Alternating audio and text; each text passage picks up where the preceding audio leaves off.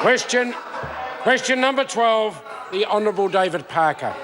Thank you, Mr. Speaker. My question is to the Minister of Trade. On what date was New Zealand Trade and Enterprise first informed that there were high losses of lambs born on the model farm in the Saudi Arabian desert?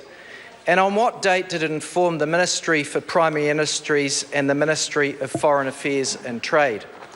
Honourable Tim Grosser. Mr. Speaker, I am advised that New Zealand Trade and Enterprise and the Ministry of Primary Industries were told of significant losses on 9 December. The Minister of Foreign Affairs was informed on 10 December 2014.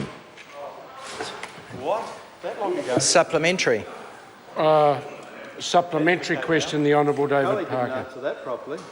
Why did New Zealand Trade and Enterprise yesterday say the welfare and treatment of the lambs at the model farm in Saudi Arabia is not its responsibility, given that the government is still asserting that the reason it spent over $6 million on the model farm, plus $1 million flying the sheep on Singapore Airlines, is to showcase New Zealand's agricultural expertise? Mr. Speaker. The Honourable Tim Grosser. Well, the comment was made because it is correct. It is not their responsibility, which doesn't mean to say that they're not concerned about the implications of it, which is precisely why they sent up experts 4 days later to Saudi to help Al Khalaf Group deal with the issues. So I think they showed an entirely responsible attitude. Supplementary. Order. Supplementary question, the Honourable David Parker. Is the reason the Minister for Primary Industries was blindsided by this news yesterday and said at Select Committee today the lambs may have died in a sandstorm? Oh, what? Because neither MFAT nor NZTE properly informed the Minister for Primary Industries about this debacle? The Honourable Tim Grosser.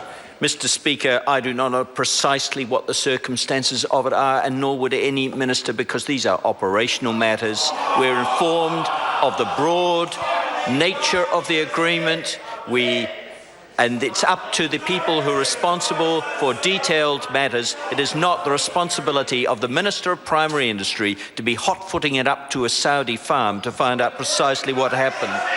Go! Order.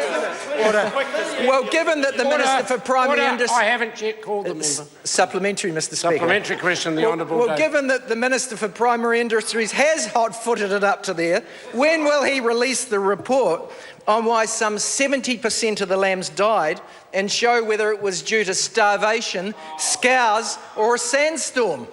The Honourable Tim Grosser. Mr. Speaker, we could debate the terms of this hot-footing. I think the Minister has visited the Saudi farm, but it was not to give veterinary advice to the Saudis. As far as the report is concerned, actually, I'm not advised where that report stands and whether or not it's commercially confidential. Supplementary. Supplementary question, the Honourable David Parker. Why has the government spent millions on a farm in a desert on the other side of the world where the vast majority of the New Zealand lambs have died? Mr. Speaker. Order. Honourable Tim Grosser. Order. Now, the question's been asked. The Minister now is requiring to answer it, and if that sort of interjection carries on, it's very difficult to do so. Honourable Tim Grosser. Thank you, Mr. Speaker. Let us be very clear about this. The New Zealand lambs are the breeding stock we exported, consistent with the tens of thousands of breeding stock that both the previous Labour-led government and this government have seen on their watch. What happens to the progeny and successive generations of those breeding stock is not a matter of responsibility of the New Zealand government, and it would be literally absurd to suggest that it was. But this does not matter to the underlying point, that if people ask for our assistance, we will always consider it in a positive and humane way. Supplementary, Mr. Speaker. Supplementary question, the Honourable David Parker. Isn't this latest twist in this bizarre and sad waste of millions of taxpayers' dollar further proof that the real purpose was to buy the cooperation of the Al Khalaf group, who were, according to Mr McCulley's own cabinet paper, obstructing the Saudi adoption of the Gulf Free Trade Agreement. That's right. The Honourable Tim Groser. Mr. Speaker, the objective of this is to test out a new model for the export of our agribusiness. And yes, it has had these problems.